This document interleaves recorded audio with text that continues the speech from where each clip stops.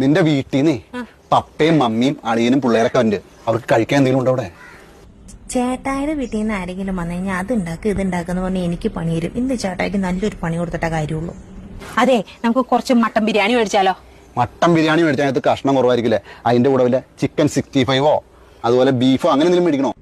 ദൈവമേ, പണി ചോദിച്ചു മേടിക്കുകയാണല്ലോ. ചിക്കൻ 65 മേടിക്കാം, പിന്നെ കുറച്ച് ബീഫും മേടിക്കാം, പിന്നീടല്ലോ കുറച്ച് മീൻ പൊള്ളിച്ചതും മേടിച്ചാലോ? ഈ പിള്ളേര് ഇതൊക്കെ കഴിക്കൂടി. പിള്ളേര് ബിരിയാണി ഇതൊന്നും കഴിക്കില്ല. നമുക്ക് പിള്ളേർക്ക് ചിക്കൻ നൂഡിൽസ് മേടിക്കാം. ചിക്കൻ നൂഡിൽസ് മേടിക്കാം. പിന്നെ പിള്ളേർക്ക് ഐസ്ക്രീം ഭയങ്കര ഇഷ്ടമായിരിക്കില്ല, അത് മേടിക്കണ്ടേ? ഐസ്ക്രീം ഭയങ്കര ഇഷ്ടം, എനിക്ക് ഭയങ്കര ഇഷ്ടം. മേടിച്ചോ. ഇത്രയും പോരേടി. അളിയാ കേട്ടില്ലേ? ഈ പറഞ്ഞതൊക്കെ വരുമ്പോ മേടിച്ചോണ്ട് വരാട്ടോ. ഏതളിയൻ? നിന്റെ ആങ്ങള, അതായത് എന്റെ അളിയൻ. അവൻ വീട്ടിൽ നിന്ന് ഇറങ്ങാൻ നേരത്ത് പറഞ്ഞു, അളിയൻ കടയിലൊന്നും പോയി ബുദ്ധിമുട്ടണ്ട, എന്നാ വേണ്ടെന്ന് വെച്ചാൽ ഞാൻ മേടിച്ചോണ്ട് വരാന്ന് പറഞ്ഞു. ഞാൻ ആയിക്കോട്ടെ എന്നും പറഞ്ഞു.